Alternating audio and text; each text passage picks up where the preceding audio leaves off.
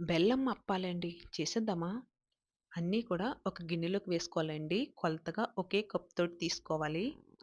గోధుమ పిండి కప్పు, బియ్యం పిండి కప్పు, బొంబాయి రవ్వ కప్పు వేసుకొని, మొత్తం అన్నీ కలిసేలా కలిపేసుకొని పక్కన పెట్టేసుకోండి.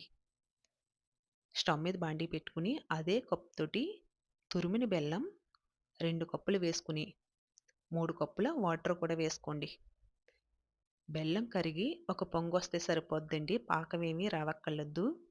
దీంట్లోకి కొద్దిగా సాల్టు, అర స్పూను యాలకుల పొడి, ఎండు కొబ్బరి పొడి పావు కప్పు, 2 స్పూన్ల నువ్వులు, ఒక స్పూను నెయ్యి వేసుకొని, ఇదొక పొంగొచ్చిన తర్వాత ముందుగా పిండిలన్నీ కలిపి పక్కన పెట్టాం కదండీ! ఆ పిండంతా దీంట్లో వేసేసుకోండి.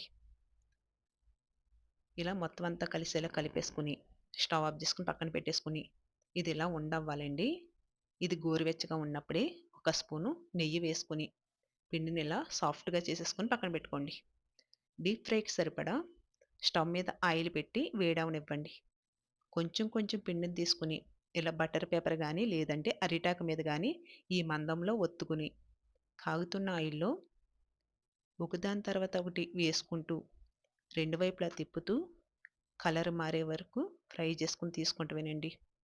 ఇది ఫ్రై అయిపోయాక తీసే ముందు ఎగస్ట్రా ఆయిల్ ఏమన్నా ఉంది అని అనుకుంటే, గరిటెతో ఇలా ఒత్తారంటే ఎగస్ట్రా ఆయిల్ అంతా కిందకొచ్చేస్తదండి. మొత్తం అన్నీ ఇలా రెడీ చేసుకొని తీసుకుంటమే. అంతేనండి.